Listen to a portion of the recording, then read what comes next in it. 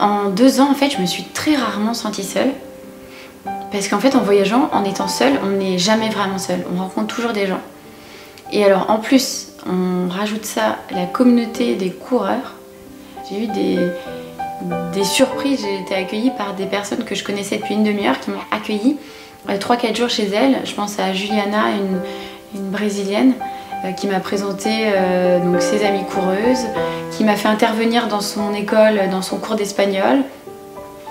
Et juste parce que j'avais décidé de l'interviewer et que je l'avais rencontrée sur une course au Brésil. Donc la solitude, on la ressent pas. Au contraire, il y a des moments où on la cherche. Parce que comme on est seul, on rencontre toujours des gens. Donc j'ai fait parfois des randonnées seules, des marches seules, où j'étais pendant 2-3 jours pour me retrouver avec moi-même. Et c'est pas mal. Rester en contact avec sa famille, ses amis, quand on est loin, c'est un peu compliqué, mais c'est faisable.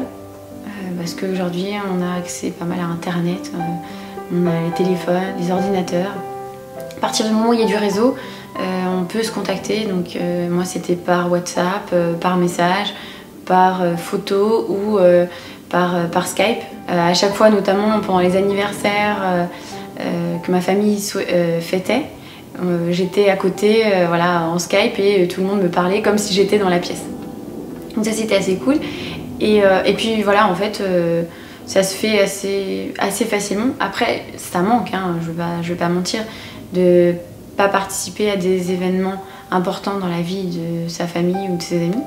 On a l'impression de manquer quelque chose. Mais en même temps, si on reste en contact avec eux, je pense que le lien, il reste toujours.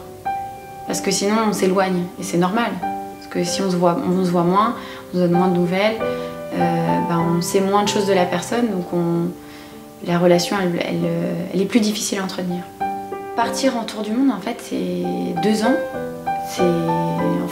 Pour moi, c'était très court, mais je pense que c'est très long. Je pense dans la vie d'une amitié. J'ai changé, je pense que des personnes de mon entourage ont changé. Et donc c'est difficile de s'accorder parce qu'on arrive aussi entre 25 et 30 ans, on arrive à des moments où les gens se marient, les gens commencent à avoir des boulots plus importants, achètent des maisons, font des enfants.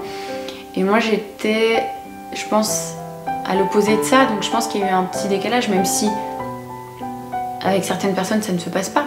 En tout cas, c'est difficile de garder l'amitié qu'on a eue à 100% avec les gens avec lesquels on était en contact avant, si on n'est pas en contact régulier, en échangeant, en communiquant, en s'appelant juste. Voilà.